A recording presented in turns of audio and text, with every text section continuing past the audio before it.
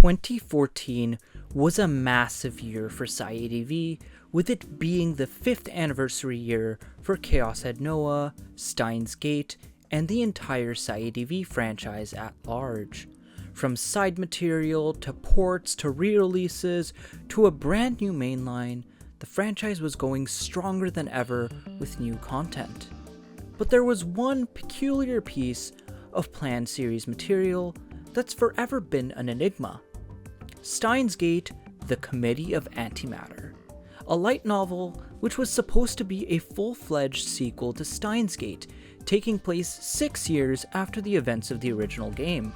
To briefly go over its premise, and spoiler warning for the Steins Gate subseries by the way, the story was set to take place at a time where most of the cast would have finished university and the future gadget lab had been turned into an industrialized business, albeit a bit of a laughingstock of one. The story begins with Okabe recording a video message, just like he does in Operation Scald, but not for anything nearly as cool. Rather, the video is an apology to crowdfund backers because the app they were fundraising for was removed from the App Store due to concerns about the app leading to an inappropriate use of a phone's vibration function. It's a little ridiculous, but if you use the Wayback Machine on the Committee of Antimatter's website, you can actually find the sample for the beginning of the novel to read that bit for yourself. Anyways, at this point in time, Mayuri's a kindergarten teacher, Daru's spearheading the lab's operations, and Kurisu's busy with research in America. All the while, Okabe lives his life going from odd job to odd job like a freelance pseudo-detective. One day, Naya approaches Okabe concerned about a recent change in Mr. Braun's behavior. But before Okabe can go and investigate, out of nowhere, a person who shouldn't even exist yet in the Steins Gate world line shows up, that being Amane Suzuha, the happy-go-lucky bicycle-riding girl from the future. With such an intriguing premise, people were rightfully very excited for what such a Steins Gate sequel could bring forth to the table. It was originally planned for release on August 29, 2014, and then later delayed to January 16, 2015 for quality improvement reasons. But, as of the day I'm uploading this video, exactly 10 years ago, the SciADV team had announced that they were cancelling the Committee of Antimatter for various circumstances that they have forever left undisclosed. At the time of the story's cancellation, Mages had just released Chaos Child for the Xbox One a few days prior, and they were less than a month away from the Committee of Antimatter's planned release date. They spent many months advertising and hyping up the release of the Committee of Antimatter, teasing the returns of Rimi from Chaos Head and Sawada from Robotics Notes. As mentioned before, they also released the first few pages of the novel for free online. In addition to the artwork being done by veteran series artist Tadasu Yoshida, Antimatter was supposed to be written by Choshiro Miwa, who had previously written the novels for Annularly Chained Ouroboros and My Undarling's Embrace, both of which have crazy lore implications and are generally very well received. This was all the more reason that the Committee of Antimatter's sudden cancellation came as a complete shock to everybody. Even years down the line, Mages and even the ever-so-talkative Chiyomaru Shikura himself have refused to provide any sorts of details as to why they cancelled it. And especially now, as we're waiting quite a while for Steins Gate's previously announced and upcoming thematic sequel, I've often wondered why. Why did they cancel the Committee of Antimatter? Shouldn't a direct sequel to Steins Gate have been easy money? And shouldn't a light novel have been low cost to begin with? Over the years, fans have often come up with all sorts of different theories and possible explanations as to why. But I guess we'll never truly know why they cancelled it. Perhaps the series staff got cold feet over what the Committee of Antimatter would have ended up establishing for the series. I don't think they would have had concerns over ruining the ending of the original story, considering how many other sequels Steins Gate has had, and considering that Steins Gate itself is always just a smaller part of a larger storyline anyway. But maybe the story they had in mind would have revealed the answers to too many of SciDV's mysteries and too early on within the series' run, especially with it being titled the Committee of Antimatter. It should go without saying that based on the title, the rest of the novel would have likely shed light into the true nature of the Committee of 300 in series. Another thought I had was that maybe its cancellation was due to something happening to the writer Choshiro Miwa. To my knowledge, he hasn't written anything ever since 2014. Before he got back into writing through the Steins novelizations, he had taken a 9-year break and just got a normal job because he found that he just couldn't write anymore. Maybe something similar happened again with the Committee of Antimatter's cancellation, perhaps in part due to some personal or health issues, or maybe even some scenario-related disagreements with Chiyomaru and Hayashi. But over the last 2 years, he was credited for sci-fi research help on a novel called August Time Machine, and had even given lectures on light novel writing. So at the very least, he's still loosely been involved within the industry recently. Thus, I don't really think that the novel's cancellation had anything to do with his health or loss of passion for writing. If not the writer, maybe there was something involving the artist, Tadasu Yoshida. Around the same time, Yoshida was working on the art for the manga adaptation of the Steins Epigraph trilogy.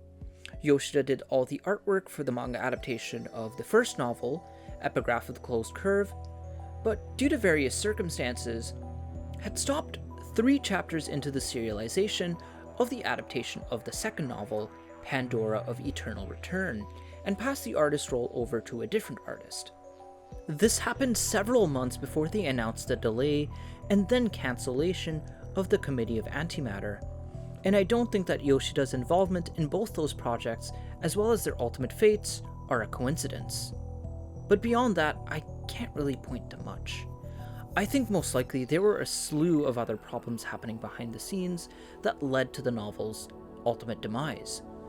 Maybe Mages had issues with Kadokawa in publishing for all we know, but one thing that a lot of people tend to comment on is the timing of the Committee of Antimatter's cancellation and the subsequent announcements that they had made. All this happened around the time of Chaos Child's launch, and Mages at the time was under significant financial pressure due to Chaos Child flopping at launch due to being an Xbox One exclusive. While Chaos Child was one of the best-selling Xbox One games in Japan at the time, the console itself sold abhorrently only 140,000 units in Japan in its entire lifetime. And so Chaos Child's launch sales numbers were thus a measly 1,415 physical copies, less than 2% of what the previous entry, Robotics Notes, had sold in its launch week. For a game as long and high budget as Chaos Child, these sales figures were nothing short of devastating. And many fans believe that Chaos Child flopping at launch forever changed the direction the series went in. After all, from 2009 to 2014, we got 4 completed mainline entries. In the decade since, we've only gotten 1. But as I was saying earlier, in March of 2015, just 3 months after Chaos Child's Xbox launch, Chiyomaru held a Twitcasting livestream with a massive slew of different announcements.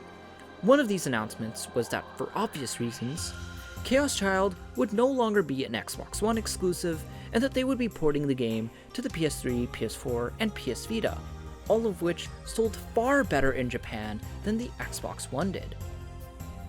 And in the same exact announcement, Chiyomaru had also announced another brand new sequel to Steins Gate in place of the Committee of Antimatter, but this time it wasn't just a simple light novel, rather it was a visual novel known as Steins Gate Zero, which was planned to release by the end of 2015 and eventually receive an anime, which it later did in 2018. In making Steins Gate Zero, they effectively got themselves a much more easily marketable and more profitable sequel, since it was a full-length game sequel to a full-length game, rather than a simple one-off one-volume light novel sequel. Steins Gate Zero also didn't have returning characters from other SciEDV entries, which thus made it more accessible by only really requiring Steins Gate beforehand. And of course, it was getting an anime, so while way more expensive and time-consuming to make, it was something that was much more accessible and could garner far greater interest from a wider audience. Now, Steins Gate Zero was largely based off of pre-existing Steins Gate side material, namely Arclight of the Pointed Infinity, the Epigraph light novel trilogy, and the ending of Annularly Chained Ouroboros. Thus, it was very easy to make the Steins Gate Zero visual novel from start to finish within less than a year, since it was effectively an adaptation and the bulk of the story already existed. But since its source material was a thing already, Mage's opting to make Steins Gate Zero has often been regarded by the fandom as an act of desperation to make their money back. This is not to say that Steins Gate Zero is bad, but that it just wasn't narratively necessary, given that its source material was already a thing. There is no doubt in my mind that the cancellation of the Committee of Antimatter and the conception of Steins Gate Zero are heavily intertwined with one another. In my mind, it's really just a cause and effect question. Did they cancel the Committee of Antimatter in part because they had the idea of Steins Gate Zero, a much more profitable sequel to Steins Gate?